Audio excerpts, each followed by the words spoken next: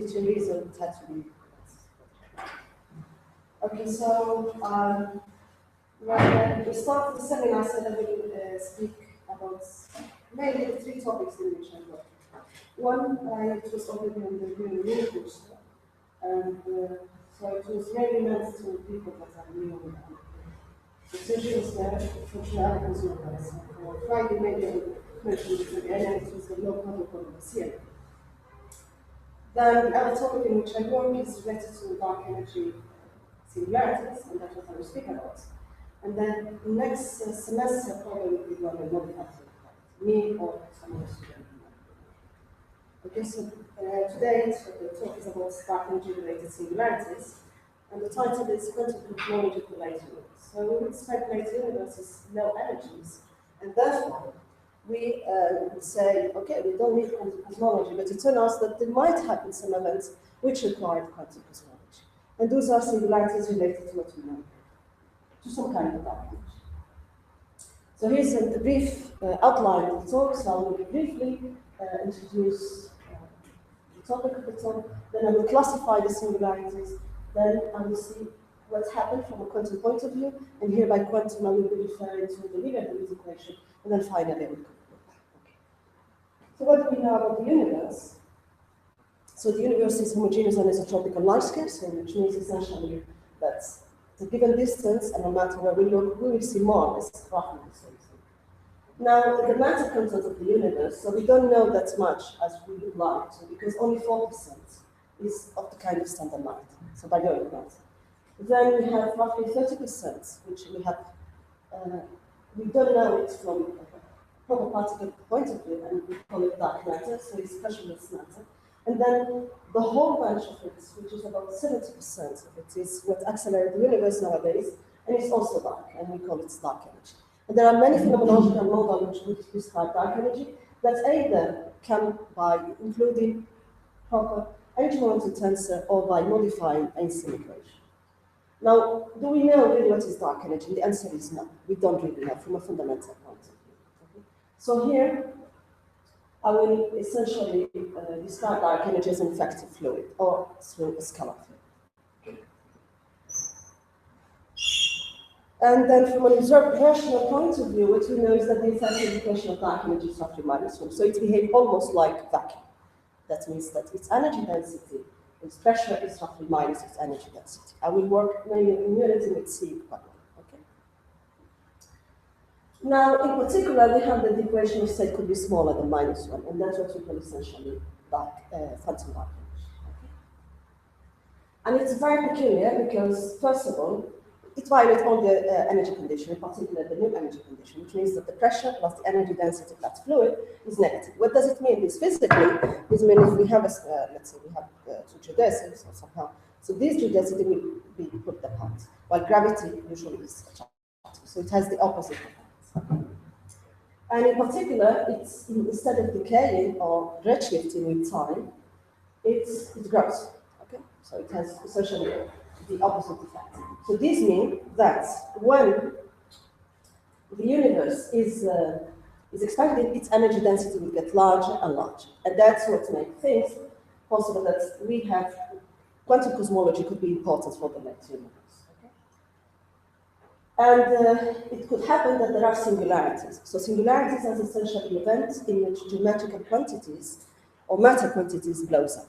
Okay, and in which the classical universe is no longer described through Einstein.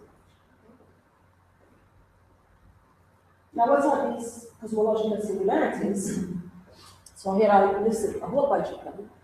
So essentially, these 4 types are singularities in the sense that they happen at a finite cosmic time, while these 2, I would rather call them events because they happen at an infinite cosmic time. Okay. So these 2, as they happen at an infinite cosmic time, I will call them properly as singularities. While these, they happen. So I will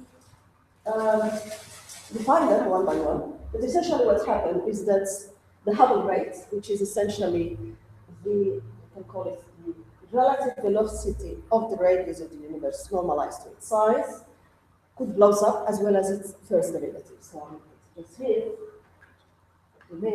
So we have the geometry, and we describe for a homogeneous anisotropic universe is simply dx squared. And now what happens for this kind of singularities is h, which is over the size of the universe divided by t, or h dot,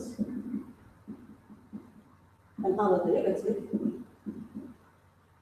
as well as the scale factor. Some of these quantities are closer.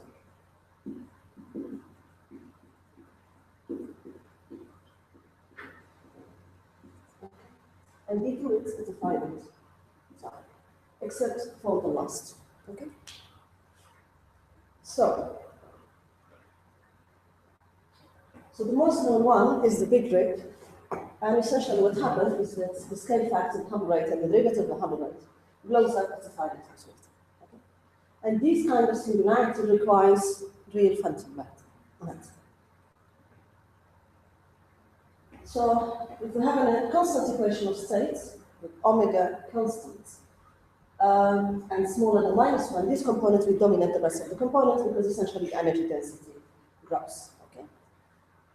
So it grows so fast that at some point, finite time in the future, the scale factor will blow up. Now, if the scale factor blows up, the size of the universe blows up. And because the energy density is proportional to a power, positive power of the scale factor of the size, this term here will blow up. Okay? And also the pressure. Now, from Friedmann equation, we know that h squared is proportional to rho, and h dot is proportional to p plus rho. And what happens essentially is that h and h dot blows up at this point. And the next one that I listed is the sudden singularity. It's much smaller. So what's happening essentially that a finite time, a finite scale factor, and a finite Hubble rate, the Hubble rate, or the derivative of the Hubble rate might blow up. And this could happen in the future or in the past. Unlike the previous singularity, this one does not require phantom matter. I will come back to this point later. Okay? Then we have the big freeze, and this again singularity, which takes place at a finite time, finite scale factor, but now it's stronger than a sudden singularity. So h, somehow, the relative density of the scale factor, and its next derivative also plus. Then we have the minus one of the singularity, which is type 4. So in type 4, what's happening is that at a finite time, finite scale factor, finite Hubble parameter, and finite derivative of Hubble parameter, higher derivative might blow up. Now, Einstein equation at most will involve h dot. So this means essentially that this kind of singularity, if they take place in principle, we will expect them in modified gravity, for example, FFR or other type of gravity. Okay? But as a first approach, you can deal with them in nature. But in principle, we are intrinsic to modified theories of gravity. Now, how can we model these singularities, the three that I listed before, the sudden, the big rip, the sudden, the big freeze, and type 4. So I mentioned that with the constant equation of state that is smaller than -1, we can have big. Now, what about the other three kinds of singularities? So an easy way of modeling these singularities is by using the Shapley-Beam gas. So the Shapley gas was introduced in cosmology by Cambridge et al. And essentially is an equation of states, is a polytropic equation of states, where the pressure is negative and inversely proportional to its energy density. Okay? And it was quite fashionable some years ago because essentially it could unify dark matter and dark energy, but it can have some problem at the conservative level.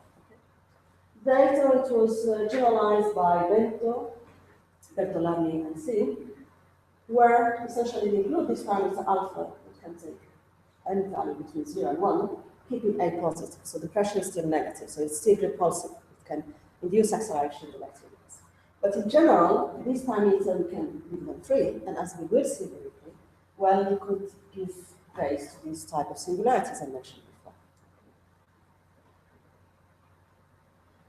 So this summary of the asymptotic behavior of the generalized Shapley gas, where we call it plain Shapley gas on the sense that it's between the null, the strong, and the weak energy condition.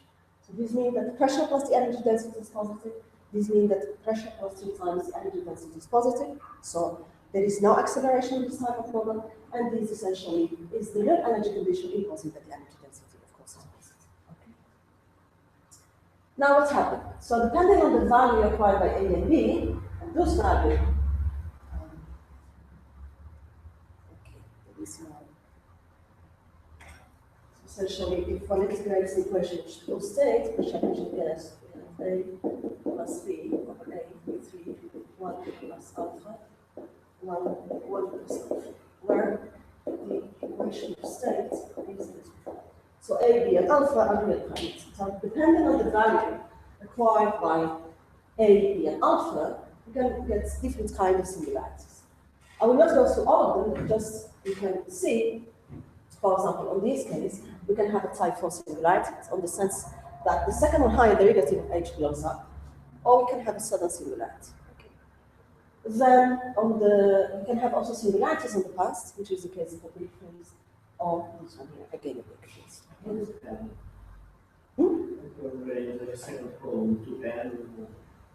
Yes, okay. These are fine-tuned case. So what's happened, so this could be negative, no? But this would be 2n, and then the energy density would be positive. 2n, so yes. N is 1 plus alpha, yes, or 1 over 1? Here, it's written essentially, what did I wrote it? Yeah. So this one should be, this p is the n over there. P is equal to n. Sorry, I said it's, yeah, this p should be n.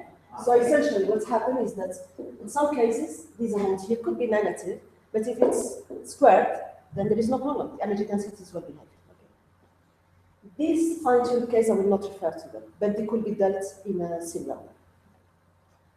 So this, we have singularities that fulfill the null strong energy condition. Then you would ask, then why do we have a singularity? Well, there is one energy condition that is missing, which is the dominant energy condition. So essentially, at these events, okay, the energy density that usually is between minus P and P, the pressure gets smaller, and that's what happens. So the dominant energy condition is not fulfilled at these singularities. Okay. Now we can have the same thing, but now with phantom matter. Okay. So which means that the null energy condition is not fulfilled, and again, depending on the value acquired by A and B, could have one thing or another. Okay. Then you can have type 4 singularity, sudden singularity, you can have B-freeze or the future. So essentially what's happened when you change from plain Chapman gas to phantom Chapman gas, there is a swap on these singularities. So the singularity that usually take place in the future, now take place on the past. Okay. And the other way around. So these are the classical models. So let me go. So that, remember at the beginning I mentioned there are also two events, okay, in which geometrical quantities are also energy momentum tensor. So these ones was called the literally is an example in which what's happening is that it's like if you have the big rib that's pushed to an infinite cosmic time. So essentially again, the scale factor have the right and the derivative and have the right blows up, but at an infinite cosmic time. Okay. Now how can we model this kind of event? So the name was given by Scher, but these people from Scher, but in fact the event was known for a very long time, in fact back to 1970. And it was introduced by Bouhmadi-López and Bouhmadi. And it was in a modified type of gravity theory. Okay. Now, how can we model it? So essentially, either in a 4-dimensional setup, so it can be through a perfect fluid, which fulfills this type of equation of states, okay. Or we can have it in some Rayleigh model, dilatonic Rayleigh model. So these are x-dimensional model, in particular a 5-dimensional model. There is a scalar field on the bulk, a dilaton, and now as the brain moves on the bulk, depending on the embedding that we have, we could have a singularity in the future. Okay? And it's exactly this type. Here I will stick to a 4-dimensional model, so I will use the perfect fluid description or map to a scale. Now we have something much smoother. It's the smoothest event, and we call it the little sibling of the big rib. So what happened at these smooth events? So essentially, it's much smoother than the big rib, and so in this case, we have less divergence, and it takes place at an infinite cosmic. Okay? So essentially, the Hubble rate and the scale factor blows up, but, sorry, they are finite, but the derivative of the Hubble rate is the other way around. The scale factor and the cosmic and the Hubble rate close up with the derivative of the rate is the one that is present. Now, why would we say that we should care about these events? Okay, because it happened at an infinite cosmic time. So essentially, because with this kind of fluid, we can check what's happened to structure. So essentially, we can see if we have, let's say, we have two bodies, and we can see how one turns around the other. So for these kind of events, what happened is that we start doing like this, and at some point, one of them will be destroyed. So this means that the galaxy, all the structure that we know, will be destroyed in a finite time. And we make some estimation that it's much larger than the size of the universe. Okay, so that sense is singularity. Now, this I essentially listed the whole kind of dark energy related singularity. There is one more, which is introduced by Bouhmadi, in which omega, or the equation of states, blows up. That one I will not discuss. And I used the classification, which is based on how the Hubble rate, or its different derivative, behaves. There is another one is by looking at the geodesic, so essentially what happened to the geodesic when they approach the singularity. Do they move away, or do they approach? Now the next step is we need to quantize this. So we, like it happened in quantum mechanics, so we might have the Coulomb potential seems like it's singular when r goes to 0, but in fact when we quantize it here, there is no problem. So we hope that the same thing could happen. The only thing is that we don't have really a theory of quantum cosmology or quantum gravity, but there are many approaches. I will follow one of them, which is, let's say, the most standard, the Wheeler-DeWitt approach, where the Wheeler-DeWitt equation is nothing but the equivalent to the Schrödinger equation in the quantum. So far there is no successful quantum gravity theory, and so we need to pick up one, and the one that I will pick up is essentially the most conservative, which is based on the Wheeler-DeWitt equation.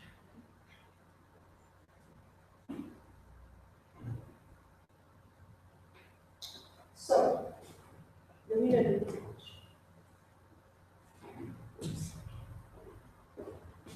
So the Wheeler-DeWitt equation,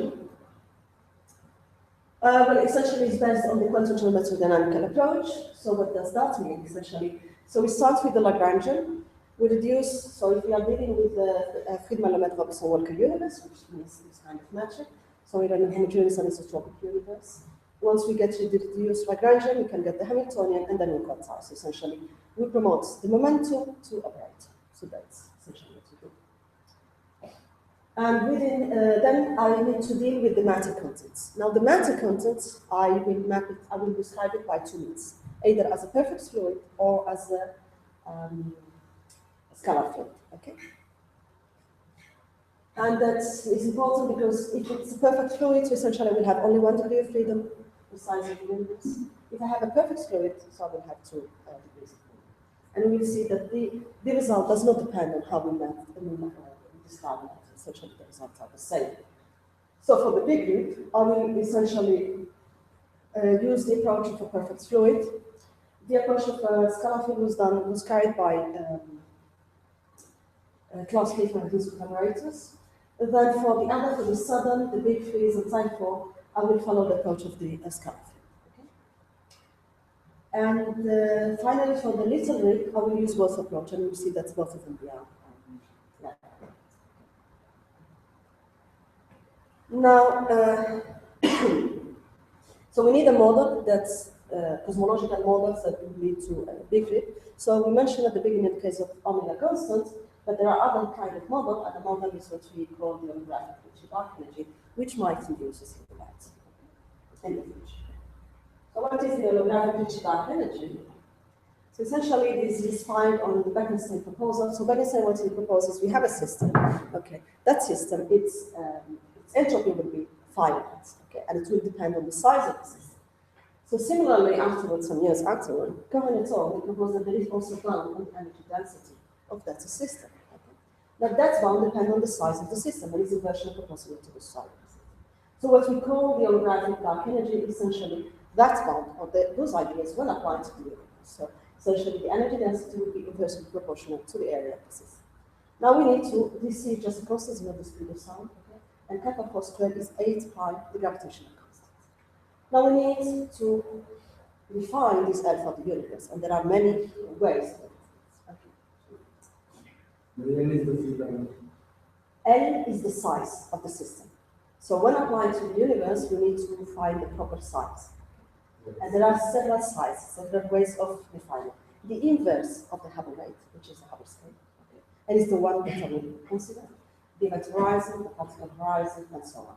Now, some of these does not give acceleration, therefore, even though they are motivated to describe dark energy, they don't give Phys.Rev. In case of H, -1, it works. And this was proposed by Gao, Bush, and Mariam. So the overlap is dark energy, essentially you want to have an L on the H. So we integrate the Friedmann equation, okay, and that's Friedmann equation. We have a free parameter beta, which is related to the CAP part. And now we see that one part will behave like matter, so it cannot be very large, so essentially, otherwise this will contribute too much to that matter. And then there is another part will depend on the free parameter beta. Now, for this to give acceleration, what we need essentially is that this sum here should be smaller than the inverse, so this should go at most like 1/a², so to have acceleration. Sorry, N is the parameter. Beta is a parameter related to C. Related to C. I didn't put it there, so it is related essentially to C. It's not the speed of sound, it's a free parameter. C is a free parameter. Yes. Now, depending on the values of beta, the universe might or might not accelerate. And yes, I apologize for next time I should put you what is beta. Now, if beta is larger than 1, then the cosmic acceleration is negative, no acceleration. So this model, no. If beta is between 1/2 and 1, it doesn't work for the current universe. You want to describe the acceleration. Now, if beta is between 1/2 and 1, the universe enters in an accelerated state, and at some point, the holographic reaches dark energy dominant. And in that case, the universe is asymptotically flat. Now, in the particular case, beta equal 1/2, we get exactly the theta. So essentially, this term is dropped, so we are left with a constant, so asymptotically the constant will dominate, so we will have a very symmetric universe, which is the theta. So essentially a sphere in the Lorentz space. Now, if beta is between 0 and 1/2, so the universe not only accelerates, but it's super accelerated, which means that h dot is positive. Okay? And then there might be the possibility of a big loop on this case. Okay? Well, if beta is in fact in this range, then there is a singularity. And that's what the value preferred from an observational point of view. Okay? Essentially, when we combine data from supernova bulk, what we get is that beta should be in this range. I don't remember exactly the number, it was 0.4, maybe even another number, 0.4 something. It was quite close to that. Beta equals 2. The 2 is not included here, okay? It's not included. It's this close up. That would give a log. Okay, it's not included in this. Thank you.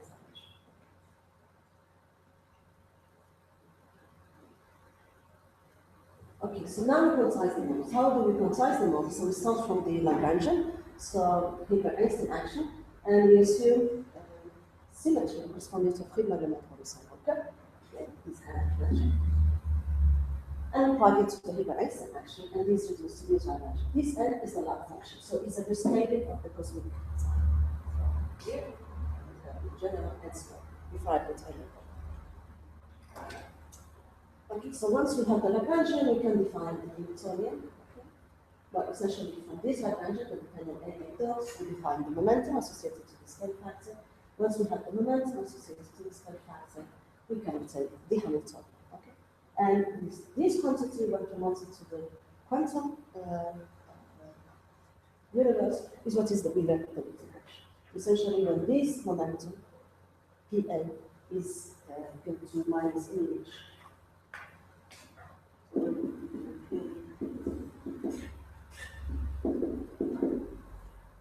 that's we obtain the equation. Now this one, the A, which is a matter of rotation, is essentially the energy density of the units. Okay? So far everything is classical. So now we go to the quantum framework. So essentially, we promote these things to elaborate. And we'll come back to this point. So essentially, we have Phys.Rev over A. Okay? Now, so this can be written on this way, but these are partial differential. Okay? So we have the derivative. So this is what we call the ordered problem in quantum cosmology. So this A minus 1 could be put here or not. Okay? So we have different ways. I will come back to these points later and show that at least in one of the cases, the result does not depend if I put A minus 1 here, or if I put it here, or if I put it here. Okay? Now, then we can define this variable x, A over x equal to 3.5, and we get this Hamiltonian. And now essentially the Wheeler derivative says that the Hamiltonian will act on the wave function of the universe, it gives C. Is this Hamiltonian primitive? In this, we can have a Hamiltonian evolution in this case,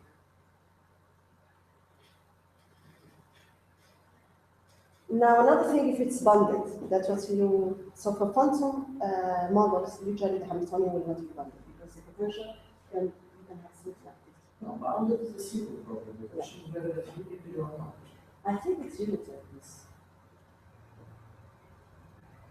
Has anyone proposed? Sorry? Has anyone proposed this? It doesn't seem to be the trivial Maybe by Hunter and it's all in the 90s. And this n is not in number. Which n? No, n doesn't count. It's the large function. So this, when we plug this here, n will be dropped. So essentially, n does not enter the unit. The reason is, you see here there is no n dot. Okay? Yes. So there is no pn.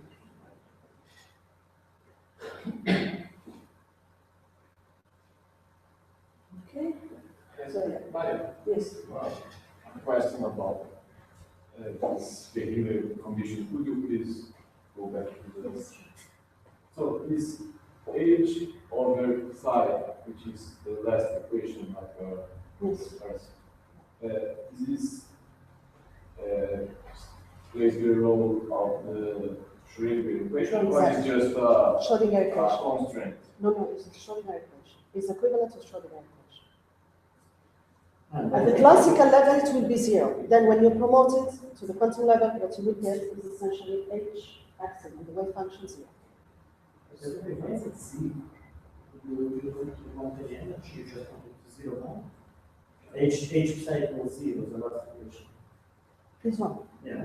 This coming from the fact that the Hamiltonian at the classical level is 0. So when you promote this, you will get h acting on psi equal to 0.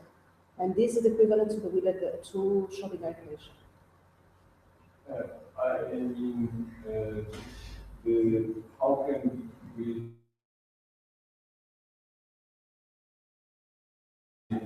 how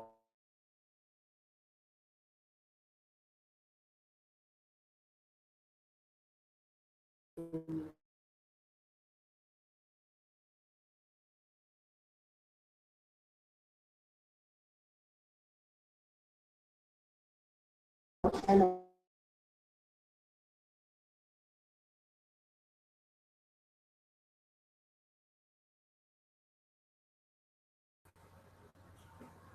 so this kind of evolution, so this essentially was the master thesis of Friedmann.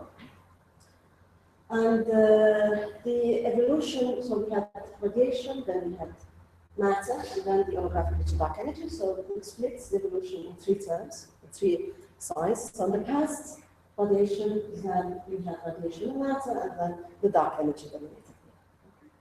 I will solve the Wheeler-DeWitt equation. I will not put here the result, because hopefully I will convince him all, and for next semester, he can show us all the details. Okay? It will be also good for him. So in this case, what we used was WKB approximation, because we cannot solve, you can imagine that this is quite messy, so when you plug this here, to solve it is not so easy, because we have this term over here, plus this one. So it's not easy, so what we use was a WKB approximation, like we do in the... sorry, Yes. another question. Yes. The second term of this, of your Hamiltonian, Yeah. it plays also a role of potential. Yes, it's a potential. So, which kind of potential? Is attractive, repulsive? So when dark energy dominates, it's repulsive. Sorry, just one minute. So this is positive. So if we make the analogy to the repulsive, the sign does not change because it's wrong. The rho must be positive. But this potential is of a geometrical origin. That's the question. What's the Is, this is coming from energy density. Oh. Yes, so let's go back. So this is essentially coming from the energy density. So this lambda A is the energy density. Now, it can change sign, and it can be repulsive, and then we can even have tunneling. In that case, essentially what happens is that this change sign. It's not the energy density, it's the effective energy density, which take it up. So here, I was essentially referring to flat section, but instead of flat section, we can have curves a section, okay? Which can be +1 or -1. And that's it, because on the Friedmann equation, we have a term, which will like k over a squared, and k can take the value 0 plus -1, okay? So this might flip the change of the energy density, okay? And in that case, you can have, in the sense you're saying, you can have both things, and that's essentially what we do is a kind of tunneling. So for example, for the theta, I don't know where is the difference.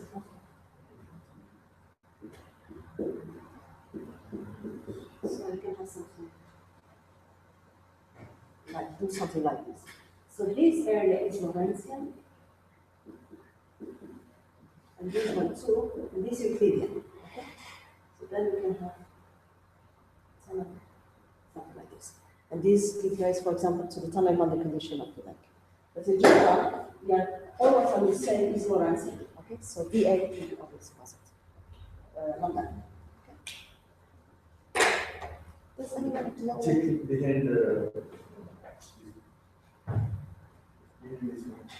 Sorry, that's good. The erasing is. What is not it? Ah, yes, I see. Thank you.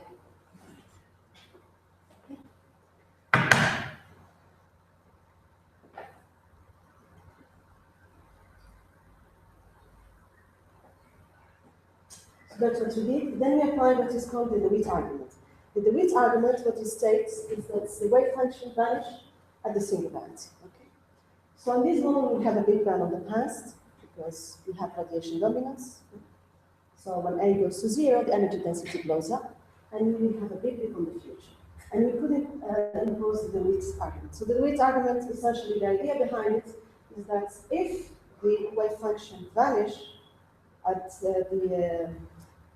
singularity, this can be interpreted as a singularity avoidance. Because the idea behind it is that the pressure, the probability of a given event is proportional to the sum of the square. Okay? So if psi vanish, then the probability will vanish. Because it's not always guaranteed that wave function analysis here. Sorry, It's not always guaranteed that wave function analysis near the singularity. no, I will show type 4, for example, is not guaranteed. Okay. Now we'll speak about the other kind of. Well, here is a summary. So this is essentially the message with respect to the other singularities. So for the big rip as a scalar field, okay, described and within the Oppenheimer approximation that I will explain in a moment, we have that the big rip can be removed. Then the big break, which is a southern singularity in the future, and also be removed. Then the big demarrage, which is a southern singularity, but in this case on the past, can be also removed. And type 4, your question, Sarah, can be partially removed. Not all the wave function vanish at the singularity. So the big freeze. So essentially, I will work out just one of the cases. The other can be done similarly, and it's essentially this case. The other, as I said, it can be done similarly.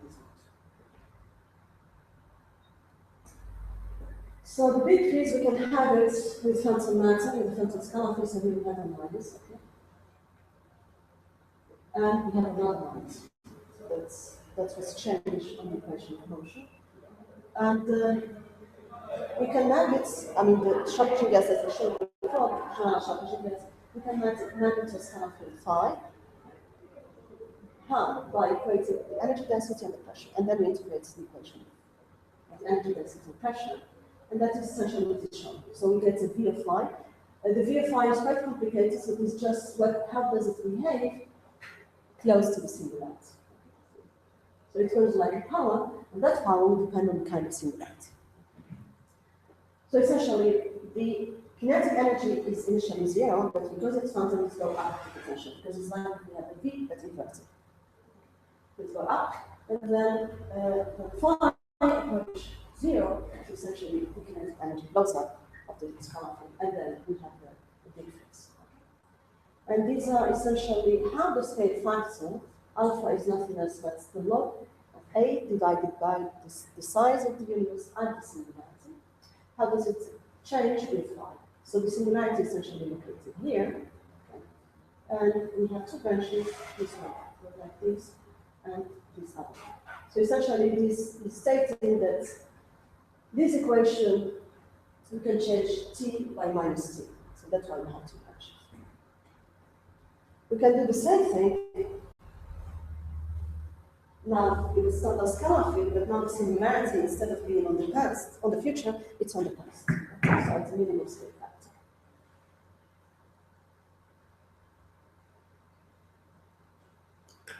And what happened is essentially that this parameter change sign. Okay. But dependence here is essentially the same. So the main idea is that the big field is standard scalar field, we will have singularity in the past. If it's quantum, we have it in the future. And here again, we have how the escape factor change. Sorry, how the scalar field change with the escape factor. Now we have the potential here. So in this case, it goes up the potential given it's standardized because it starts with an infinite energy density, an infinite kinetic energy. So phi goes up initially. That is the reason why it goes up. Okay. So this is the classical model. So now we proceed to its quantization. So again, we get the Lagrangian, and once we have the Lagrangian, we get the Hamiltonian, and then we write the Wheeler integration. So here we used Laplace arbitrary factor ordering. Remember that I said we have PA squared. Okay, so that PA squared was divided by escape factor, and depending how I put the escape factor in front or behind, we'll have one thing or another. So this was the first thing. One thing very important I didn't mention before. So we have more time on the Wheeler equation. So what's taken all the time essentially the escape factor. Or the model of escape factor. This A0 is not the current value of the universe, but the value of the escape factor at the singularity. And depending on the model we will have V of phi, given the potential. Now, what you are asking me the energy, so when we decouple this equation, there will be a constant, and that constant is the one that plays the role of the energy of the different. So for the potential that we have, it's not decoupled exactly, so we need to apply what is known as the Bouhmadi-López approximation, which comes from atomic physics. So essentially, that's what happens is that. So the idea behind it is you have a system.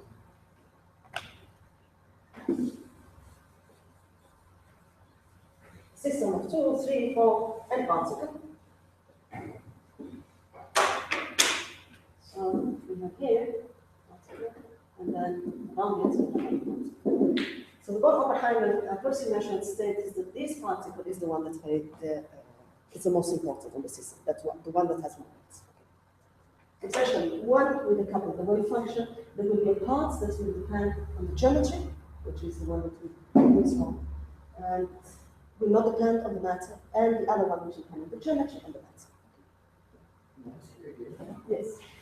I'm still confused about the situation. At least in quantum mechanics, you cannot just arbitrarily set energy to any value.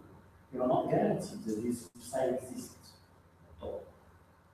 Because psi is not any function, it should be some normalizable function from any to space or whatever. Yes. It just may not exist. It might not exist. But until I don't do the calculation, I don't know if it exists or not. No, this is okay. It's the same, but an equation, if it doesn't exist for 0 on the right hand side, then what? Suppose you can I don't know any case in which this does not, there is no solution. All the cases that I know have a solution. No, the real case which I can imagine is the harmonic oscillator. It no solution for 0, you know. Harmonic oscillator requires you to prove 1/2. I see, For right, example. I see your point. Until I don't solve the spectrum, I don't know for which value I have or not. Yes, so this is That zero, this zero is not the zero dimension. The zero dimension is coming from the coupling. Is included here. That zero is not the one that's, okay? So you have p squared divided by 2n plus v, e, and e you put on it's here. it's somehow included in V. Okay, I see. Separation constant is the average. You can have it. I see. So yes, so these are the eigenvalues. Okay, so when we do the split of the one Oppenheimer approximation, so these will be the multipliers, which will depend on the geometry and on the matter field, and then these parts will depend essentially on the geometry. And these are the energies. Okay? So it's not always possible to get the spectrum. Sometimes the spectrum is continuum. This is the case for the big freeze. For example, for the big break, they had a Coulomb potential, and they had this was quantized. So it depends. We cannot always get the spectrum. It's not that straightforward. But in principle, these things are quantized. Okay? Once we impose proper boundary condition. So we used in this case one of the type of ansatz, which was introduced in cosmology by Kiefer many years ago. And so once we impose these ansatz, so essentially we decouple the equation in such a way that we are neglecting somehow the back reaction of matter and geometry. Afterwards, we need to check that this happened, that this is the case. For the Championship case, it happened, that there is a fine-tuning between this, okay, not for any value, maybe this works. So then we are left with showing that type of equation from the matter side with this type of potential. So this type of potential for the value that we have from beta, it goes at most over some power, and the power must be smaller or equal to 2. And it's very interesting because this will happen in quantum mechanics, what is called a singular potential. These potentials are very clear. So usually, the oscillator that you mentioned, things are quantized. So you have 1/2, 3/2, blah, blah. Okay, n plus 1. So it's bounded from below. Singular potential, where EP is what is numerable, but is not, it can go up to -infinity. Depending on the boundary condition. For the boundary condition I will use here, this is continuous. Okay? But for other, it imposes the kind of boundary condition. Usually in quantum mechanics, this will be numerable, but go from -infinity to +infinity. I mean, this could go up to -infinity. It's totally fine. This is singular potential. Okay? And they are very peculiar because usually we have the idea that the spectrum will be bounded from. And it depends on B. On B, yeah. Okay, so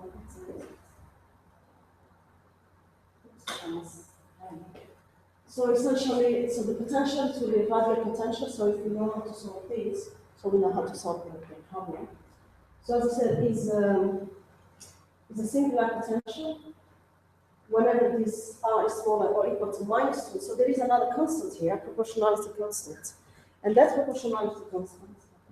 So when p equal 2, depending on the value acquired, it will be singular or not. It turns out that the big freeze belongs to this type of potential, singular potential. So essentially, we need just to check on the literature of quantum mechanics and see people that have solved this before. Okay. Actually, when P is equal to the Calogian model, it's kind of very well known. Which one? P equal to the Calogian model in quantum and dynamical systems. P equal?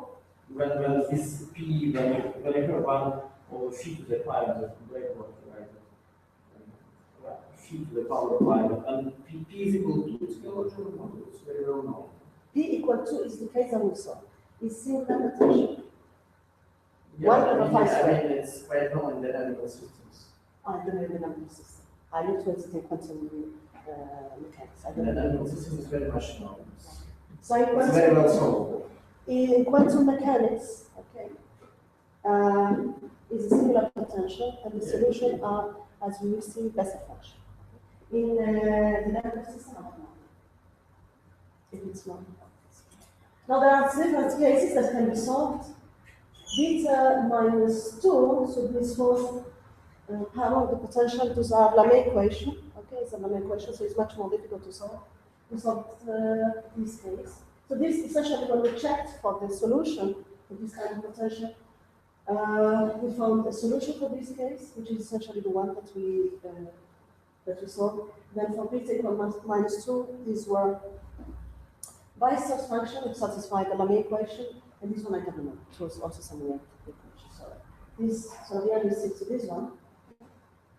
Why? Because essentially it's only the singular potential, so the feature should be more or less similar.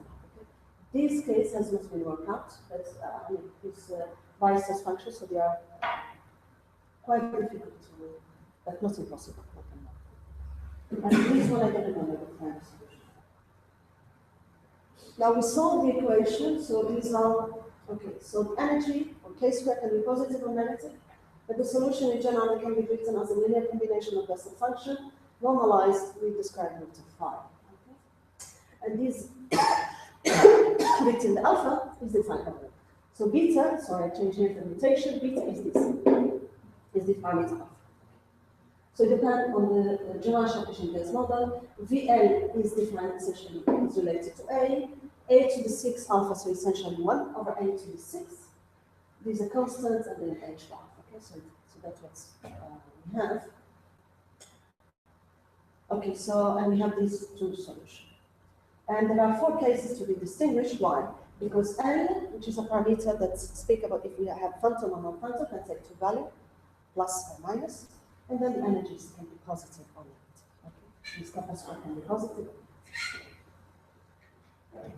Then we have the matter part, the gravitational part, and the DeWitt equation essentially what states is that this term is the dominant one respect to this one. So essentially the back reaction of part on geometry is almost negligible. So this is the part that will dominate.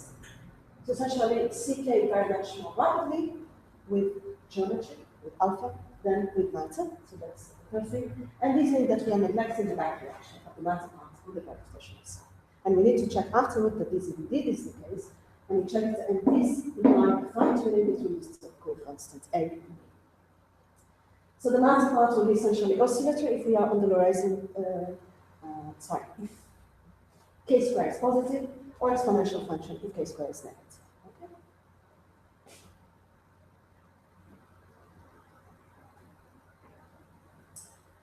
I will not go, we'll try to avoid the mathematical details, so here essentially I'm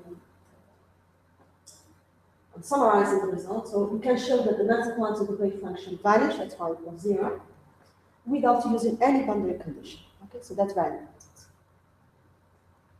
important. What does this mean?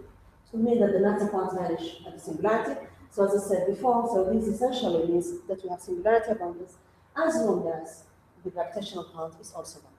Okay? So and that's an important result, the gravitational part of the wave function remains finite at the respective singularity. Why? Because the singularity takes place at a finite scale function. So this is finite. So it doesn't matter if I have an exponential or if I have oscillative function. So in this case, the DeWitt condition is verified for any wave function. So the total wave function will vanish, and the singularity in that sense, we can say is avoided. Now, we didn't impose any boundary condition so far, but we could ask what happens if we impose some boundary condition, and which boundary condition do we need to impose. Now, it turns out we don't know what are the correct boundary conditions for the universe. There are plenty of them, so there are rules due to Hawking, the no boundary condition. So essentially, the universe somehow is like the theta, so it's closed. Okay. Or we have the tunneling that I mentioned before due to the ranking. We have other boundary condition which state essentially that the wave function vanished when we are well inside the forbidden region. And these were essentially these proposed by Stephen, and it was those that we applied. So why they are important? So these essentially, by means of interference on the two, remember I showed before, that we have so usually we have two branches, okay, solution.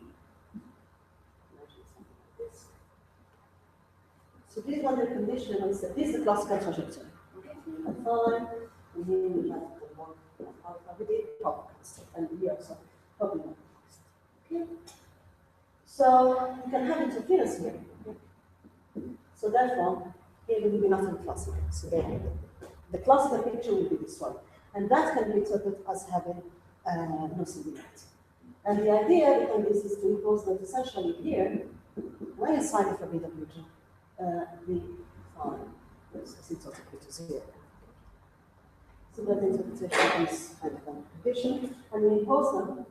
Okay, so essentially that when inside the forbidden region for standard scalar field, for instance here, wave function will vanish.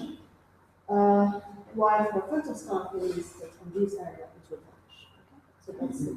So the singularity avoidance is independent of the model parameter.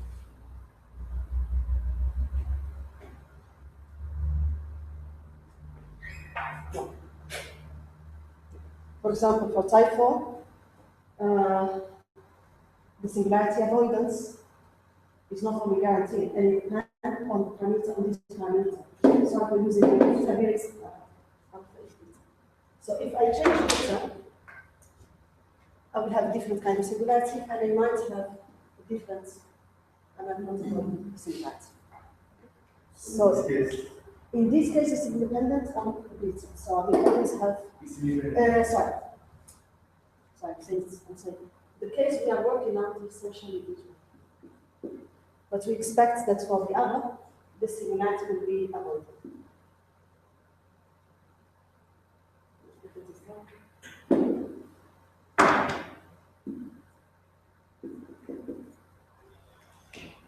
So what happens is,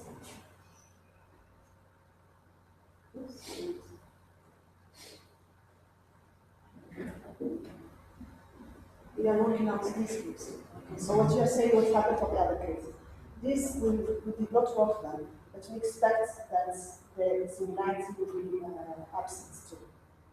Now, does it depend somewhere of alpha? No, alpha is not the same. Alpha there is the log of the scale factor. Sorry for the confusion.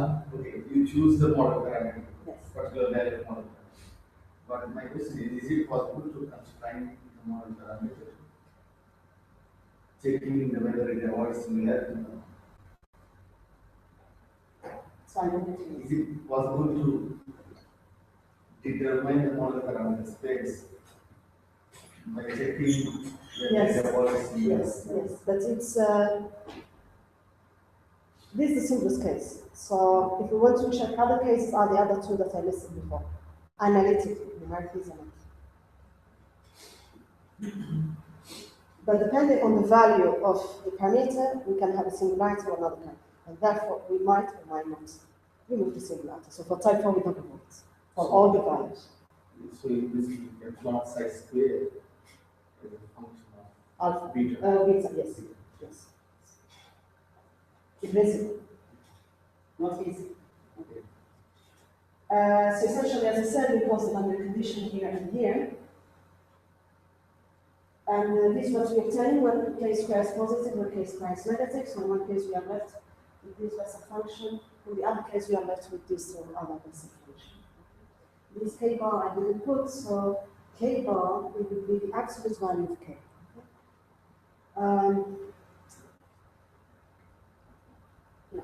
So here we're imposing the boundary condition. Please notice that I'm left with only one exponential, and the reason is that it has to be well defined when we are well inside the forbidden region. A scale factor very large.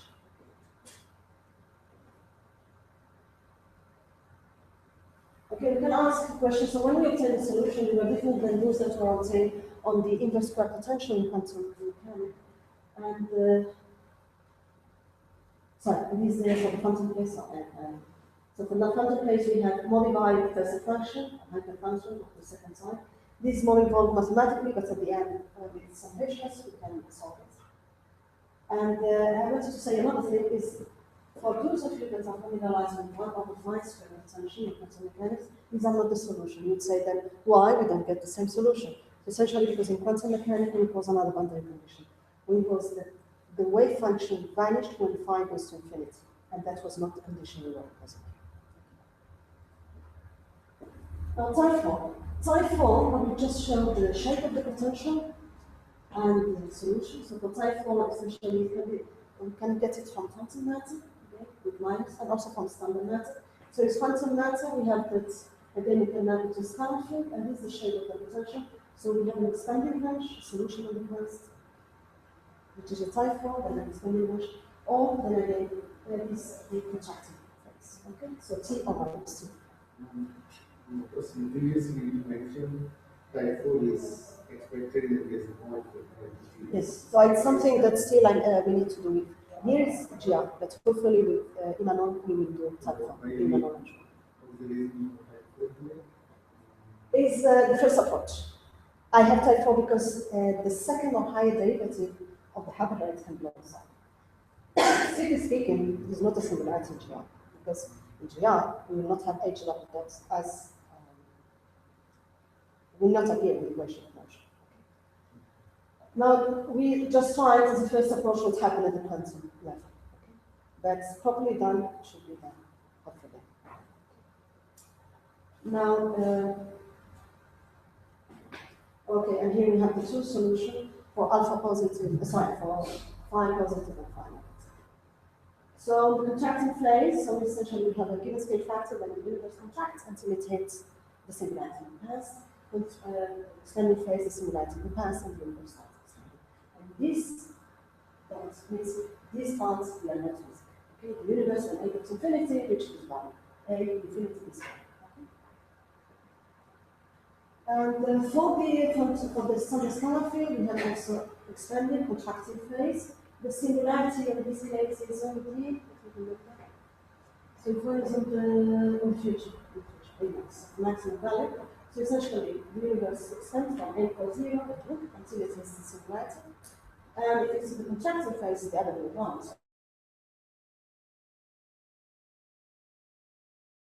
So we have the singularity and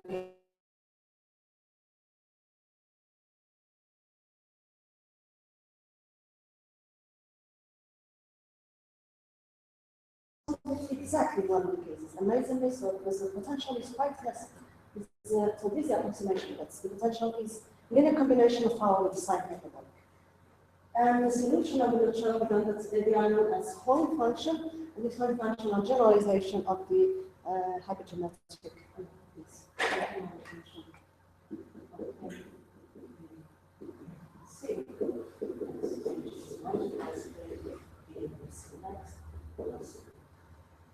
So it's a generalization of this function. And after some patients, we realize okay, that this wave function can vanish in some cases, so the singularity is not avoided in general. Okay. So this is different with respect to the other level. So what is this saying intuitively is that we have something that is so much minus is kept. Okay. Now what will happen in modified field gravity for this type of model, I don't know. Okay. Hopefully, enough will work. Now, the last case of the workout is the little sibling of the big rib singularity. So in that case, it's a much smaller event than the big rib. So what happened in this case is that essentially the hump rate and the scale factor go up, but the cosmic time derivative of the hump rate doesn't. Okay. You would say, why? That is very strange. A function that blows up and its derivative doesn't blow up. Things on the square root of x blows up and the derivative of x goes to infinity goes to 0, so something like this. This can take place for a perfect fluid with this kind of equation states. Here I got something. Sorry, this should be power. Okay. previous one with the equal to 1. This is wrong. There is no wrong. It's a mistake. It's 3 minus rho minus rho. It's a type, okay? Sorry. Anyway, this is the energy density. So it goes like a cosmological constant and a logarithmic correction. Okay? So at large scale factor, the energy density goes up. Yeah, this one. This one should not be a type. So when A goes to infinity, rho goes to infinity, and the pressure also goes up. Okay? And it can be checked that the rate goes up, but this derivative doesn't. Why it doesn't? So it's very easy. So essentially, P plus 1 is a constant. So H dot is finite. One can see it straightforward from LemaîtreRobertson equation. So I put before that P plus 1. So H squared is proportional to rho, and H dot is proportional to P plus rho. P plus rho is a constant, so forget about H dot, it's a type, so it's finite. So that's H goes up, but H dot doesn't. So we saw that what happened to the structure of the universe in this kind of model, and we saw that the universe, the structure of the universe. We can map it to scalar, and this is what we see essentially. So here, so the potential will be quadratic, okay? But it's not a non-isolated. It has the opposite sign. It's repulsive, okay? And this one, so we have minus and minus because P plus rho is negative, and the potential shape is this one. So essentially, it will start from a given value, and then it will go up until it hits the singularity. Okay? So the red thing should somehow represent the singularity. And these are the shape of the square roots of a function that involve the log of the scale factor. So we have this, we have a contracting and an expanding. So we solve it by two means, using 1 degree freedom, just the scale factor as before. And if you remember I said there is an order factoring problem in cosmology because essentially we have PA squared.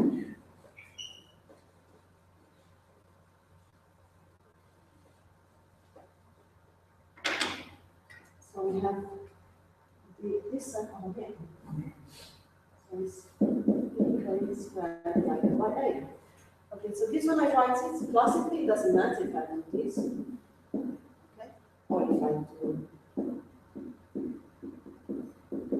this, or if I do whatever I wish, 1A beta, 1A 1 minus beta. For the quantum level, it matters because this will become PA. Okay, so that's the factor ordering. And what you have seen here is by choosing two different factor ordering, this one and this one, we get the same results. Okay? So the factor ordering does not influence the quantization of the model, at least for this type of model. And we use the WKB approximation again. We had to go up to first order to guarantee that the wave function vanish at the singularity, okay, or at the abrupt settings. We did the same thing by grabbing it to a scalar field, and it's the solution can be written in terms of parabolic functions. Okay, so we have quadratic potential, but it's repulsive, so it's not the harmonic oscillator. And again, we have seen that the DeWitt condition is again finite, as long as the gravitational part is finite. Why? Because in this case we have the gravitational part is oscillatory or increasing or decreasing exponential. Because the event is happening at A very large, we need to make sure that the wave function vanishes when A goes to 0. Sorry, to infinity. And this is essentially the conclusion.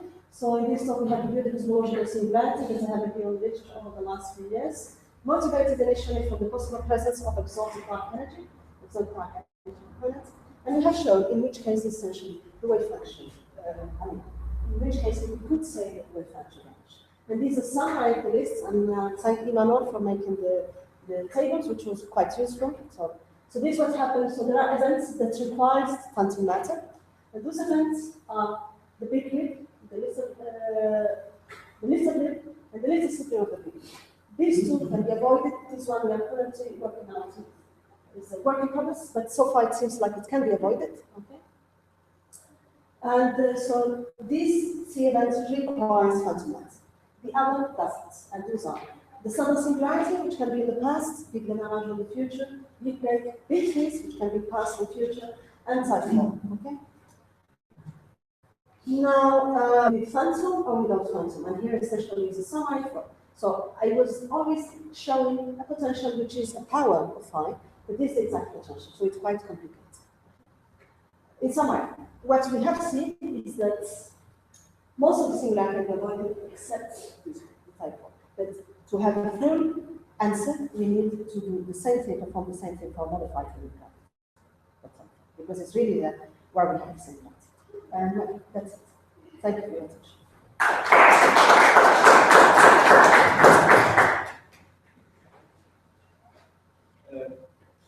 I have some questions about the meaning of this organization. Because I could naively identify two questions about it. The first is that we cannot have a partial interpretation of this organization. And second, that if the particle interpretation, you mean like a Boolean interpretation? The Schrödinger equation is not a particle interpretation. You need a second quantization. So you are considering a first quantization procedure. So what I'm trying to say is that this quantization does not imply the existence of a quantum part of gravity. No, there is no And idea. The second question is that Schrödinger equation has not covariance. So this implies that you have some Lorentz breakdown of it. And well, I didn't break the Lorentz. I'm just speculating that I'm trying to understand what kind of quantization what does it mean? So you have a procedure and a result and a spectrum and a wave function. I'm just asking about the physical interpretation of it. The physical interpretation is not so clear. Okay? Why? Because usually we are dealing with the open quantum system and the universe is closed. Okay? So we have a problem of interpretation. What does the wave function mean? Because there is no external observer that would collapse the wave function. So it has its own problem, this approach. Some people, they have extended this approach to closed system, Harzer, for example, and essentially what they use is the coherence histories. Essentially, on this case, we apply quantum mechanics of closed system to the universe. That is much more important. In relation to your other question that was has a particle interpretation, I don't know. If I maybe could make an interpretation, I would try to say that what we are seeing is not a quantum fluctuation of the gravitation, but of the energy momentum. Ah, okay. Yeah, there are. Yes.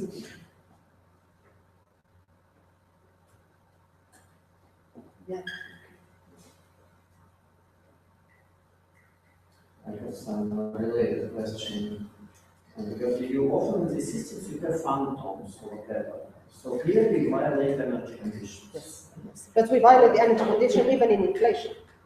No, this is but this means that I would expect that you also expect that this is an effective theory which should have some recognition in some more hypothetical, more generous theory, right? Yeah. And these are effective models, so it's not a fundamental. Yeah, so here is the question. If it is an effective model, what the meaning of the quantization at all? Because normally in a field theory, effective models are never quantized. Just because it's, at least in field theory, it's meaningless. Because you have to quantize when you identify properly degrees of freedom of the degrees of freedom are properly so you have escape factor, you have scalar field, okay? Now what I'm saying, the perfect fluid is an effective description. Okay? So in that sense, the quantization, we are quantizing something that is effective, but the degree of freedom I have. So when I say I have a scalar field, that's my degree of freedom. If I have a perfect fluid, that's my degree of freedom.